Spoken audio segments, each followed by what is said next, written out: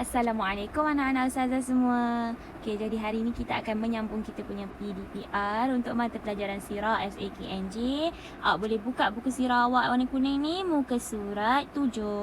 Hari ni kita akan tengok pelajaran 2, pembukaan kota Mekah. Pembukaan kota Mekah. Okey, yang ni kita dah belajar dah sebenarnya dekat subjek UPKK kan, pembukaan kota Mekah kan. Pembukaan kota Mekah. Okey, jom kita tengok. Kita santai-santai je lah ya. Kita saja cerita-cerita balik supaya awak refresh, supaya awak ingat balik apa dia peristiwa yang berlaku semasa pembukaan kota Mekah. Okey, kita tengok pada pengenalan. Okey, peristiwa pembukaan kota Mekah berlaku pada 10 Ramadan, tahun ke-8 Hijrah. Tahun ke-8 Hijrah. Okey. Kalau awak ingat Rasulullah wafat tahun ke berapa Hijrah? Tahun ke-10 Hijrah. Tahun ke-10 Hijrah sebab Rasulullah dekat Mekah ada 13 tahun berdakwah, dan dekat Madinah Rasulullah berdakwah selama 10 tahun. Perkiraannya daripada 1 Hijrah. Okey, jadinya 10 Hijrah Rasulullah sallallahu alaihi wasallam wafat. Okey, ia adalah peristiwa penting dalam sejarah Islam dan merupakan hari kegemilangan dakwah Rasulullah sallallahu alaihi wasallam serta para sahabat radhiyallahu anhum. Kenapa pembukaan kota Mekah ni? Dia sebagai tanda, sebagai kebebasan. Sebab sebelum ni kan kalau kita tahu Rasulullah dengan para sahabat berhijrah ke Madinah kerana orang-orang Mekah ni dia berkeras tak nak terima dakwah Rasulullah. Tapi pada peristiwa pembukaan kota Mekah ni semuanya terbuka untuk menerima kedatangan. Sebab apa? Okey, jom kita tengok sebab berlakunya pembukaan kota Mekah. Kita tengok.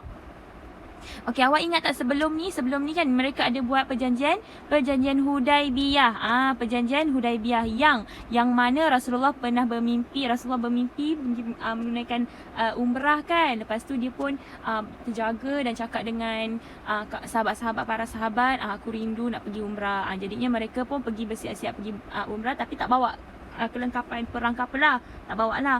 Lepas tu mereka pun pergi, tapi tak sampai lagi dekat Mekah. Kaum-kaum musyrikin, kaum-kaum Quraisy dekat Mekah ni, dia pun menghalang. Dia kata dia macam takut lah kan, takut Rasulullah ni nak menyerang ke apa. Padahal Rasulullah nak pergi buat umrah je dekat Mekah. Jadinya termeterailah perjanjian Hudaibiyah. Orang-orang Islam ni, umat-umat Islam ni boleh menunaikan umrah ataupun haji, boleh menunaikan umrah pada tahun seterusnya. Boleh, tapi mereka buat perjanjian Hudaibiyah namanya. Boleh. Adalah isi-isi kandungannya, nanti awak boleh tengok balik kan, yang pelajaran pertama tu. Okey, boleh, tapi tahun seterusnya baru boleh buat umrah. Okey, antara syarat-syaratnya lagi, mereka ni tidak boleh berperang genjatan senjata selama 10 tahun. Genjatan senjata ni bukan perang antara dia dengan dia je, tapi tak boleh membantu perang pun tak boleh. Tapi dalam 2 ke 3 tahun selepas itu, tentera pula kaum Quraisy ni telah melanggar salah satu daripada isi kandungan perjanjian Hudaibiyah, iaitu dia okey, kita tengok pelanggaran perjanjian ini berlaku kerana Bani Bakrin telah bergabung dengan kaum Quraisy dan menyerang Bani Khuza'ah. Bani Khuza'ah ni kan yang Ustazah dah ada cerita dekat UPKK hari tu. Kaum Quraisy dia menyerang Bani Khuza'ah. Bani Khuza'ah ni adalah kaum yang taat kepada Rasulullah. Jadinya Abu Sufyan dia mewakili pihak Quraisy, dia bertemu dengan Rasulullah, memujuk Rasulullah agar perjanjian Hudaibiyah tu diteruskan, tapi mana boleh sebab mereka dah melanggar. Abu Sufyan ni siapa? Abu Sufyan ni adalah ketua Mekah masa tu. Macam pemerintah Mekah masa tu, Abu Sufyan. Okey.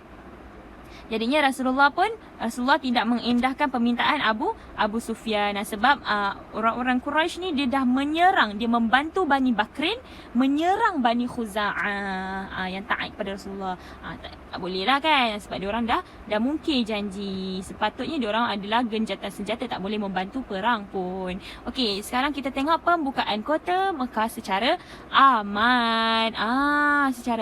Okey, pada 16 Ramadan pada 16 Ramadan tahun ke-8 Hijrah, Rasulullah SAW bersama 10,000 orang tentera Islam telah bergerak ke Mekah. Tujuannya apa? Tujuan untuk menuntut keadilan lah dekat Bani Khuza'ah tu, sebab mereka tak sepatutnya diperangi. Macam tu.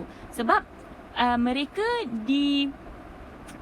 dah dibuat dimeterai perjanjian yang tak boleh berlaku peperangan pun, gejatan senjata selama 10 tahun, tapi mereka melanggarnya. Jadi Rasulullah dengan para sahabat dan para tentera Islam, dia pun pergilah menuntut keadilan dan membalas tindakan musyrikin yang telah melanggar perjanjian Hudaibiyah. Okey, ada dua tujuan utama Rasulullah pergi ke Mekah masa tu. Adalah yang pertama menuntut keadilan, ingat, menuntut keadilan dan dan membalas tindakan musyrikin yang melanggar perjanjian Hudaibiyah. Okey, lepas tu tentera Islam telah bermalam di Dammarul Zahran. Okey. Lepas tu Rasulullah ni, masa dia orang bermalam dekat Dammarul Zahran ni, Rasulullah mengarahkan tentera Islam untuk menyalakan unggun api yang besar. Untuk apa? Untuk menunjukkan mereka ni kuat. Macam tu. Supaya macam takut-takutkan lah untuk orang-orang Mekah tu. Dia nak cakap yang kita ni bukan main-main datang sini. Kita betul-betul nak menuntut bela dan membalas tindakan musyrikin Mekah yang melanggar perjanjian Hudaibiyah. Okey.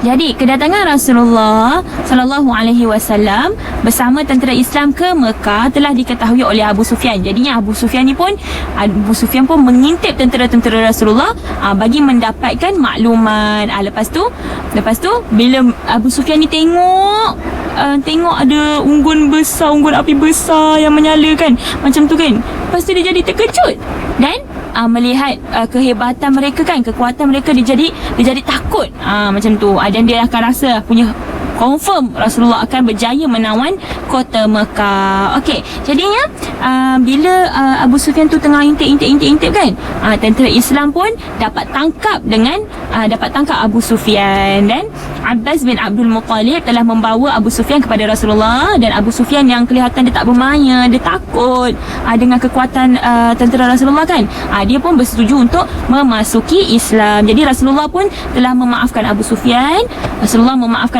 Dan memberikan satu pengiktirafan, iaitu kan Rasulullah nak datang Mekah kan sebab nak tutup bela ataupun nak tutup bela dan nak membalas tindakan musyrikin yang membantu melanggar perjanjian kan.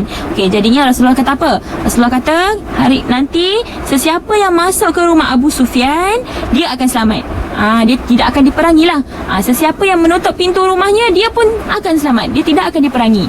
Dan sesiapa yang masuk ke dalam Masjidil Haram, dan dia pun akan selamat. Dia tidak akan diperangi. Okey, jadinya Rasulullah pun dia menyusun strategi dengan membahagikan tentera Islam kepada 4 kumpulan dan baginda pun berpesan agar tentera Islam tidak melakukan kekerasan atau melakukan pembunuhan, kecuali jika tiada pilihan lah, kalau terpaksa. Okey, jadi dengan izin Allah, Rasulullah SAW dan semua umat Islam tak mendapat sebarang tentangan. Jadinya dia smooth je, kecuali yang sikit-sikit lah yang berlaku, pertempuran kecil yang berlaku di antara pihak tentera Khalid bin Al-Walid. Selebihnya tak ada. Selebihnya mereka orang Mekah ni dia terima, dia macam redha je, macam tu, pasrah je yang Rasulullah dah masuk ke dalam kota Mekah. Okey, itu saja untuk hari ini. Ustazah harap awak boleh buat latihan. Okey, Assalamualaikum.